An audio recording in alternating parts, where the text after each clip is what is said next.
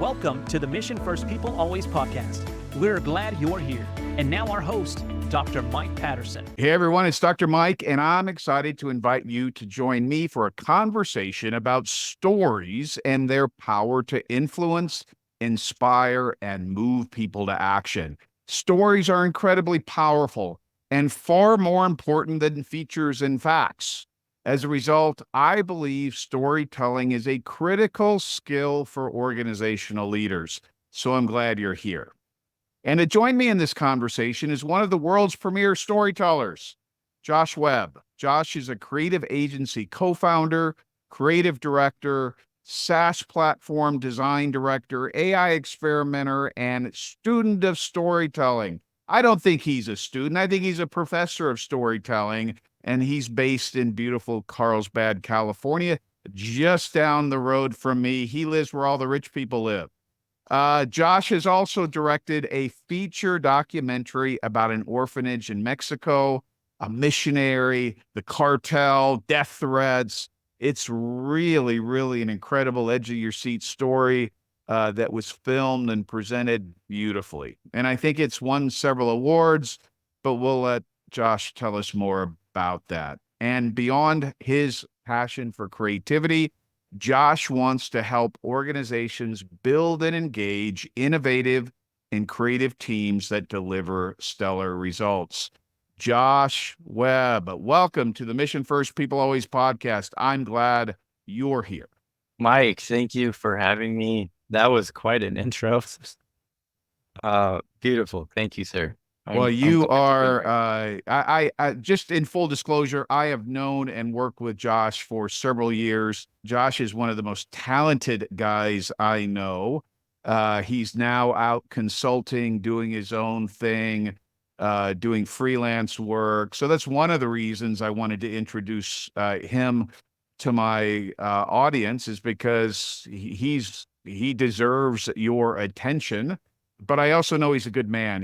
I know his heart. I know his family. I know he wants to do good things in the world. So I'm excited to have this conversation with you, Josh. Thanks, Mike. You've been very kind to me through the years, and always grateful for you. So glad to be here. All right. Well, let's jump in. I'm excited to have this conversation with you because stories have driven our imaginations and moved the masses throughout history. But few of us, unless you're a creative guy like you, few of us think about how it all happens.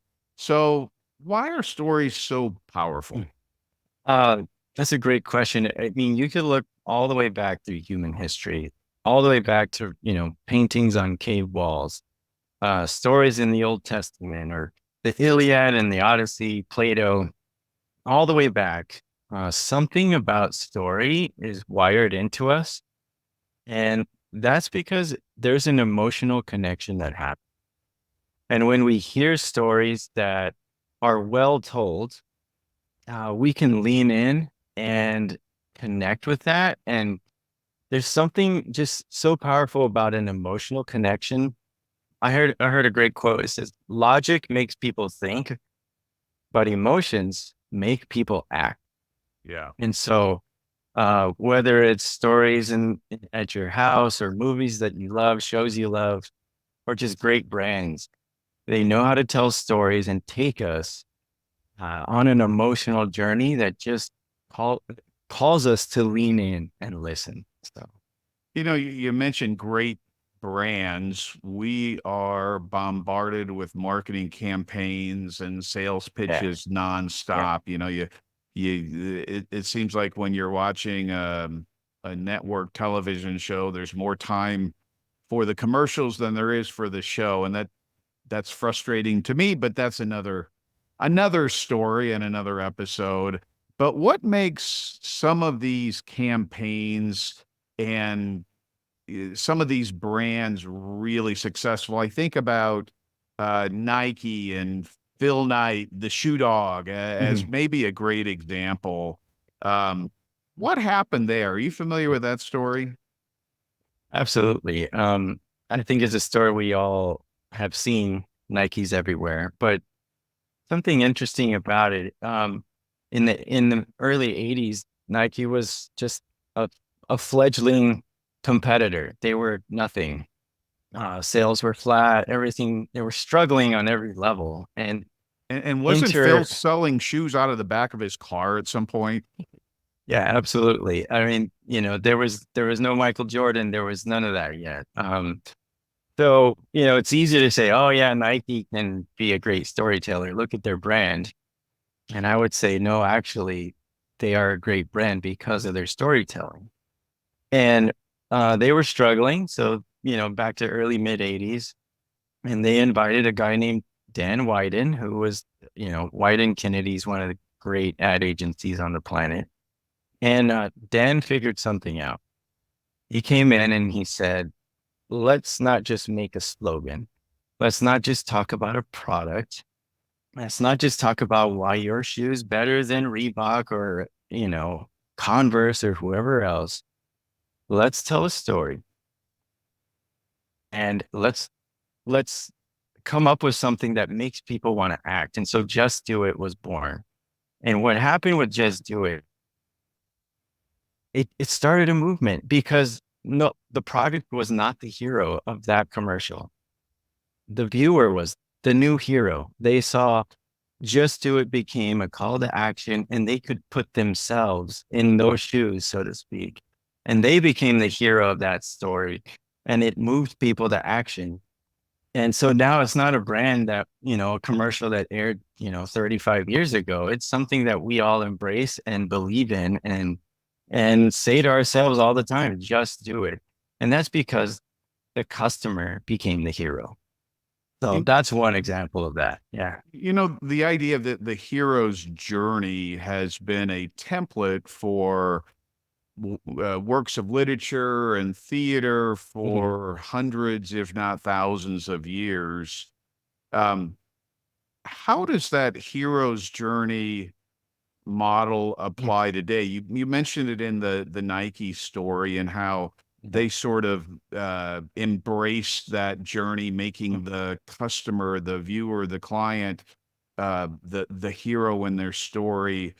Is that the key to making the hero's journey model work today?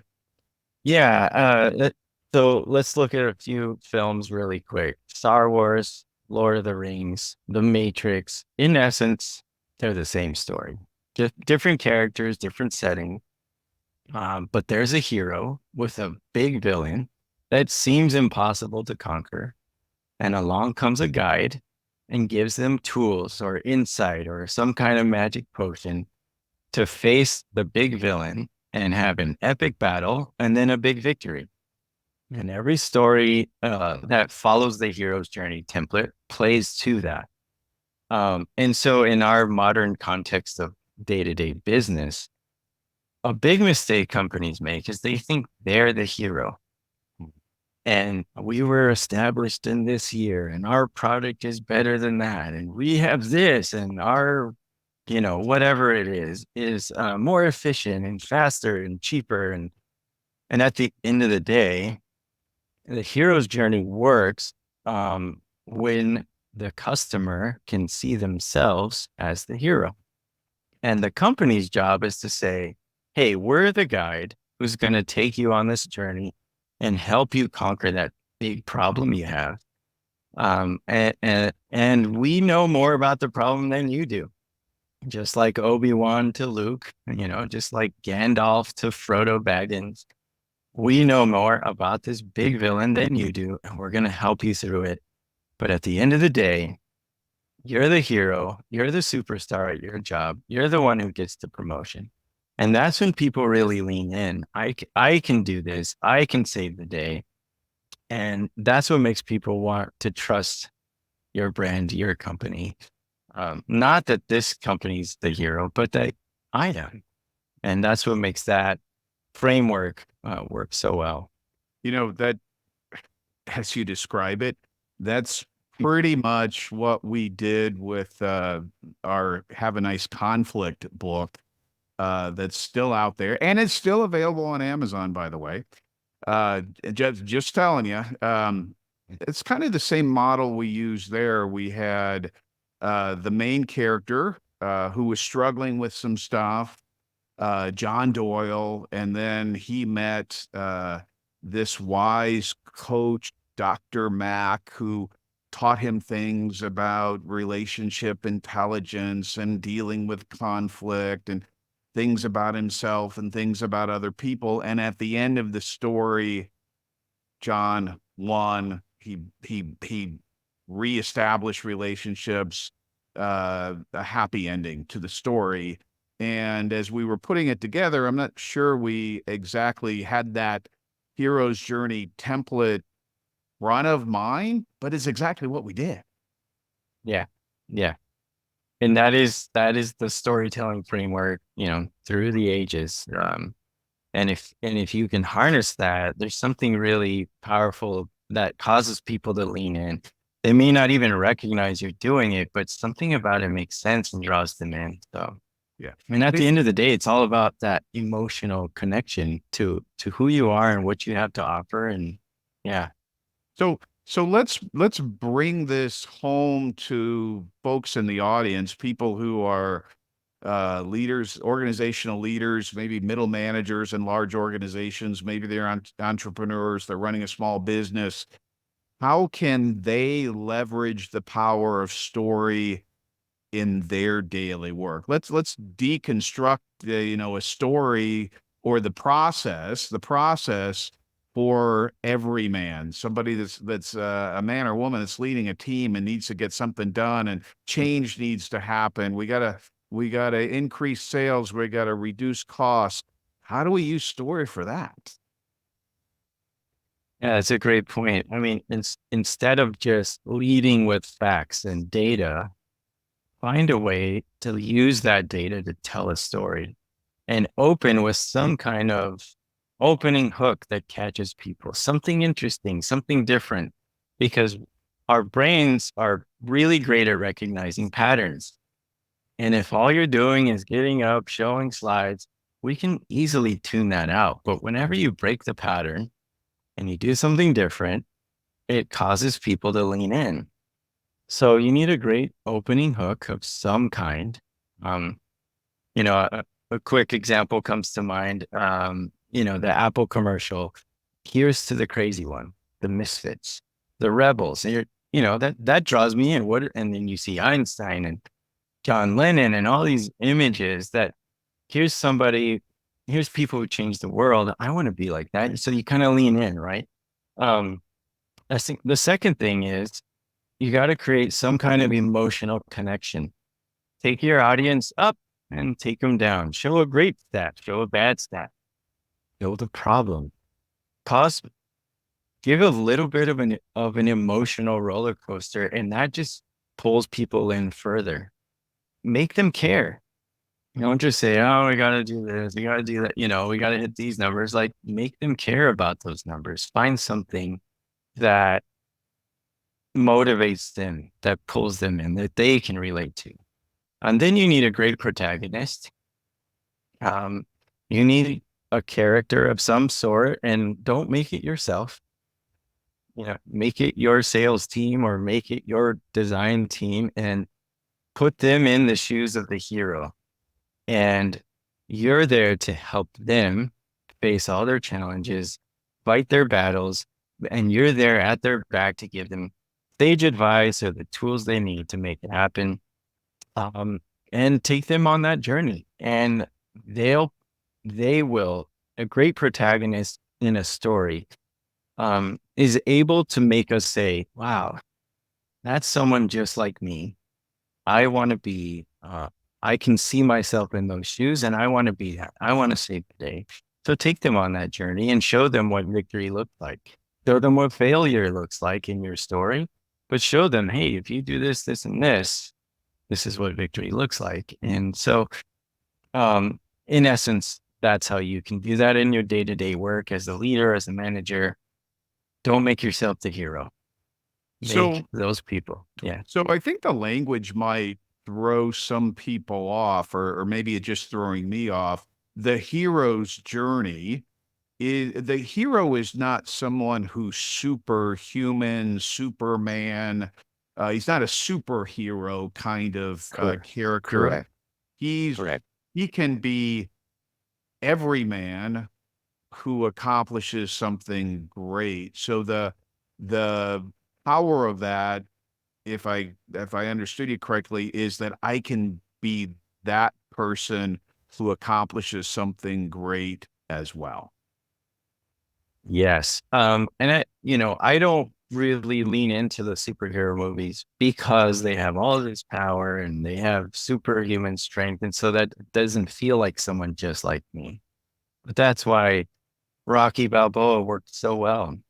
Here's this guy, he's an underdog.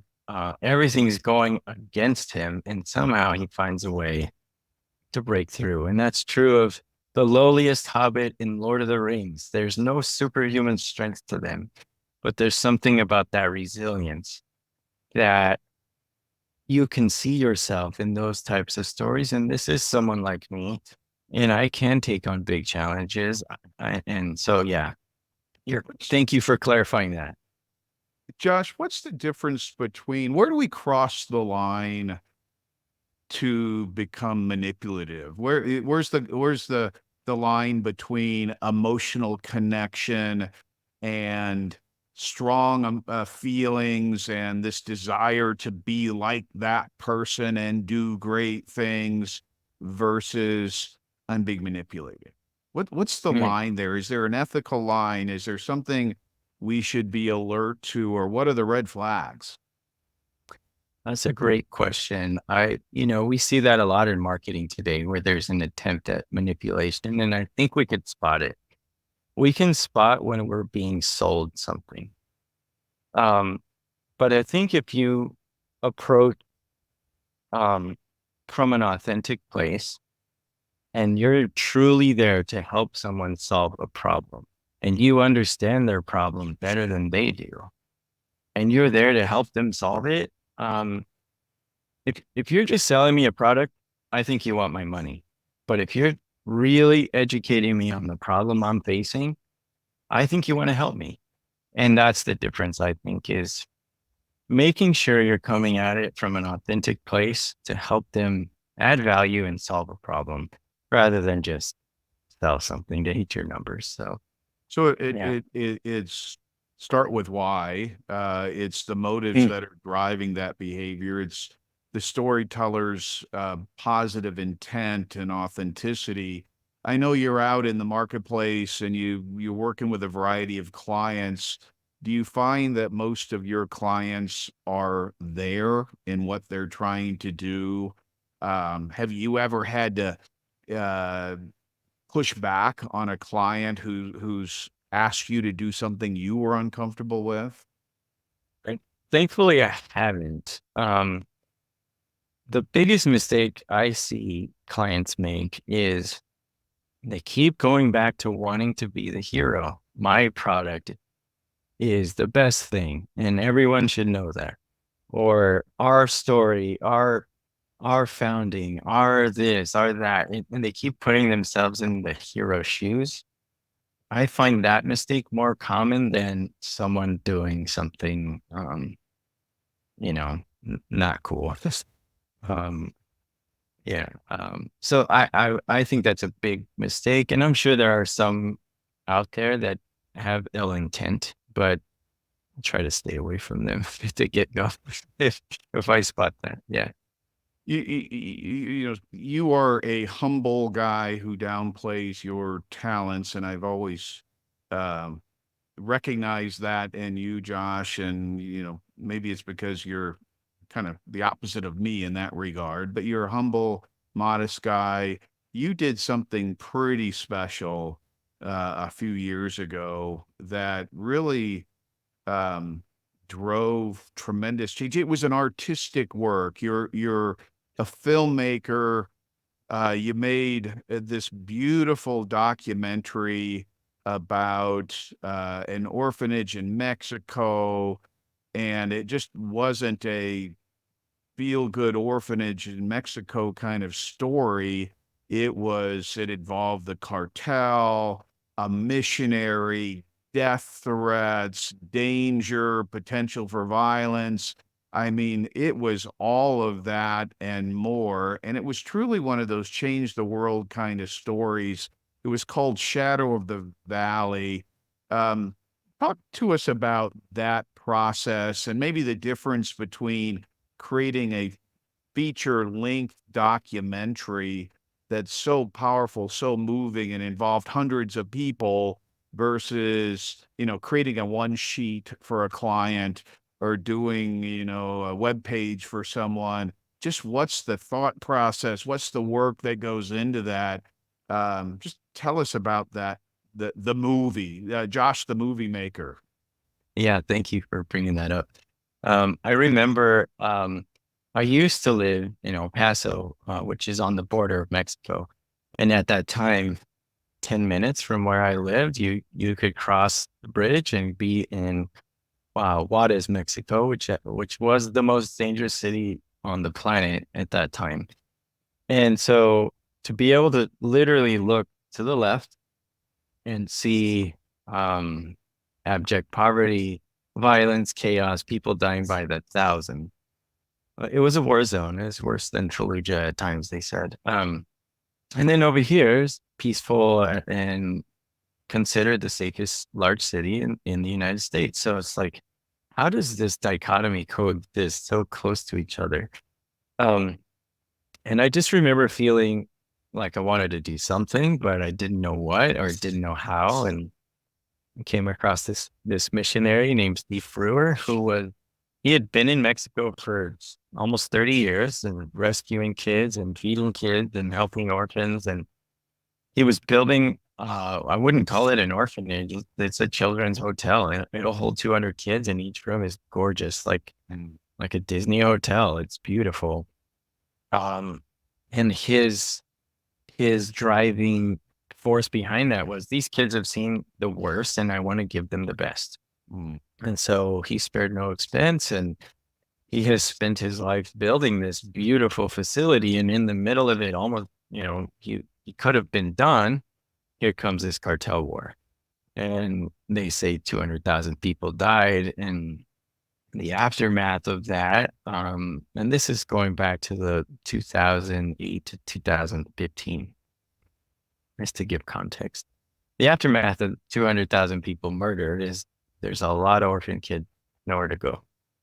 And so he was trying to rescue as many as he could. And in the town that he's building in, everybody in authority is dead. And the cartel put up a hit list, and the mayor was on it, the police chief was on it, and by the next couple of days, they were all dead. And the police chief's replacement was dead. And this guy, Steve Brewer, a missionary doing God's work, helping kids, finds himself on the second list.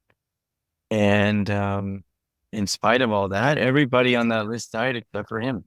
And he's still here, and he's still working, and he's still doing it. And they finally took him off the list. And, the story is about a guy and his family and the sacrifice and the pain of sticking to a dream and a vision in spite of all odds. So it is definitely a hero's journey type story. And staying committed to the dream of helping rescue kids one day. And so, yeah, that's what that story is about. And it took many years to put it together as the story evolved. And every time I thought I was 90% done, I was only halfway done. It's way more work than you can imagine. But it was good for me to not only dream of an idea like he did, but to see it through and to get it out into the world and share it, and hopefully inspire people to be part of that story and help them help kids. So What that's, yeah. where did that documentary, where was it seen? I believe it won some awards, some artistic accolades. I know your humility prevents you from saying some of this stuff, but I'm going to twist your arm and ask you, how was it recognized? It's been featured in some pretty fun film festivals, and Obviously, it's just a story that really connects with people, no matter where you come from on the religious spectrum, anybody who's trying to help kids, I've seen a lot of people get behind it. So yeah, I played it at 3 different festivals so far, which is a big deal for any kind of independent film to get accepted to thousands upon thousands of submissions, and they say, hey, we're going to play your film at our festival. So that's been cool to see. And yeah, I'm grateful for that. And hopefully there's more to come. Where can people see it now? Yeah, we could put it in the show notes, but at shadowsofthevalley.com. Or you can go directly to the link, which is watch.shadowsofthevalley.com. And that takes you right to the page where you can either rent it or purchase it. And that just helps us tell the story and help the orphanage along the way. So That's awesome, yeah. Josh. We'll put that link in the show notes. I've watched the movie. I really, really, really recommend others do so as well. It's a powerful story. So, Josh, what's the next big story you want to tell? Shadows of the Valley took you several years. What's your next big story? Oh, that's a great question, Mike. I have some things in the back of my head that I'm wrestling with. I'm not sure about yet, but I think the real big story I want to tell next is I just want to focus on being a great husband and a great dad and just enjoying this season of life with our kids. And that's something that's priceless to me. So I really want to invest my creativity into making great memories, especially this summer. So yeah. What a good answer. And that's the story your kids are going to tell 20, 30, 40, 50 years from now. So I love that. Yeah. Yeah. Josh, what's one thing we always end the show with this one very practical question? My listeners know it's coming. It's one piece of advice that you would give my listeners so that they can begin doing something right away that reflects, some of the good ideas you've shared with us today, something that will make them better leaders, better team builders, better teammates, better human beings. What's that one piece of advice you would give? I would say don't settle for default. And by that, I mean, we all go through the motions, we have our routines and we have all that. And I would say whether you see yourself as creative or not, you are. And if you take the time to really listen and tune in, you can a new kind of life for yourself, tell better stories. And when you do tell those stories, make sure your audience is the hero, not you. And you'll see amazing connection come from that. Yeah, that's great advice, Josh. Thanks for being a great guest.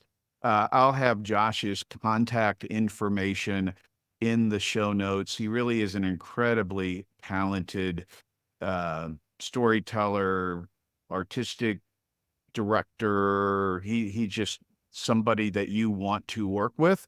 If you have a product to sell, a mission to execute, he's the guy you want on your team. And to all of my listeners, thank you for being part of this show. What we try to do here in every episode is deliver something of value to you, for you, to make you better leaders, to make you better at working with people and bringing out the best in the people around you. And sometimes telling a good story is the way to move people to action, to drive change. You don't have to beat them over the head with facts and figures and threats and intimidation and all the things that bad leaders do. Don't be a bad leader. Be a great leader and use stories to get you there. Until next time, God bless. Thanks for listening. We hope you enjoyed today's episode. If you want to create a stronger, more people-centric and empowered culture for your organization, visit drmikepatterson.com.